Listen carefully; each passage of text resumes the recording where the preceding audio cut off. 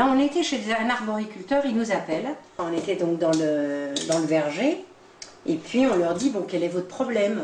Alors, il dit, ben voilà, notre problème, en fait, il faut que nos arbres nous fassent 60 tonnes de pommes à l'hectare, toutes calibrées. Ah, ben ça, même nous, enfin, même, je ne sais pas si le bon Dieu, il sait faire. Tu vois.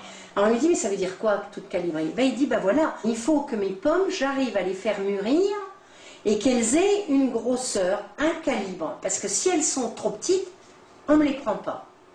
Même si elles sont bonnes, on ne les prend pas. Et je veux 60 tonnes.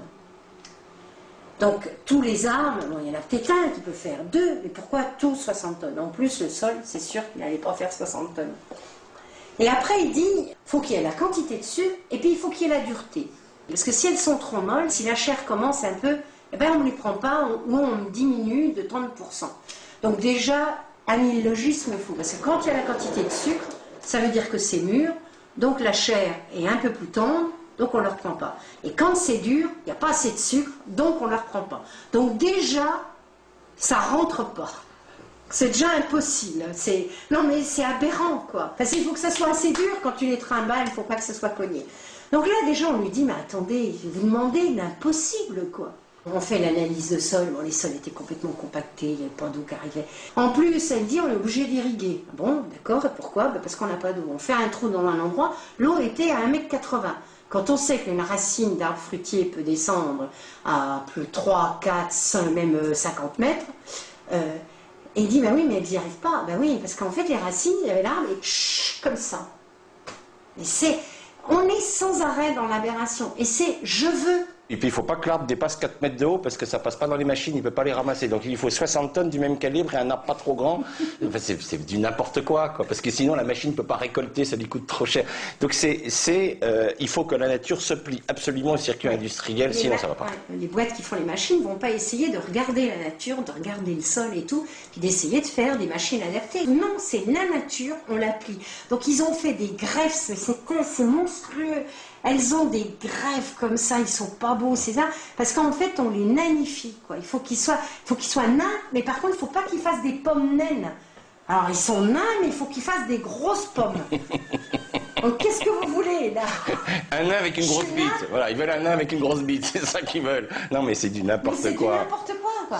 Ah oui, on les veut bien. Non, mais vous voyez, c'est complètement, nain, mais tout est nain, même la petite pomme et tout. Ah non, il faut quand même que...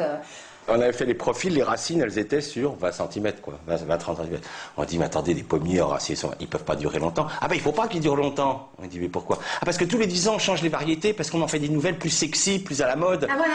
Il dit, là, on va vous en sortir une. Vous savez, comme les bonbons des enfants, et ils adorent ça, ça pétille dans la bouche, ça un truc, ils vont faire des pommes, quand tu vas les croquer, quand on va les croquer, et ben en fait, les cellules, je suppose, de la pomme vont exploser, puis tu auras l'impression d'avoir du pétillant dans la bouche, quoi. Ça va être champi. Comme le bonbon qui explose dans la bouche se vend bien, je vais faire une pomme qui copie le bonbon qui explose dans la bouche pour que le gamin mange ma pomme, puisque c'est ça qu'il aime. Donc je pense qu'à l'heure actuelle, il y aura des chercheurs qui doivent travailler sur les fraises pour qu'elles aient le même goût que les tagada, que les fraises tagada. Comme ça, ils auront gagné. Mais non, mais on sent vraiment un système qui est complètement taré, quoi. Alors là, il me dit, bon, il y a quelques années, c'était la Golda Jaune et tout. Ah, il dit, bon, les gens l'aiment moins. Là, en ce moment, il y en a une qui est assez appréciée, c'est la Pink Lady. Donc, ils arrachent. Parce que c'est la mode, quoi. L'arbre, il n'a aucune chance, mais on lui dit, mais même s'il produit bien, ah, il dit, oui, là, ça produisait très très bien, mais vous comprenez, c'est plus à la mode, c'est plus sexy, donc on arrache. C'est comme si vous êtes plus beau, là, allez hop, on vous dégage. Les gens qui greffent la vigne, là, ah ben, il y a une année, ils veulent du rouge, puis ça marche moins bien, donc ils vont greffer en blanc, ils vont surgreffer en blanc. C'est le caprice, quoi, je veux ça, quoi. J'en ai pas envie, je veux.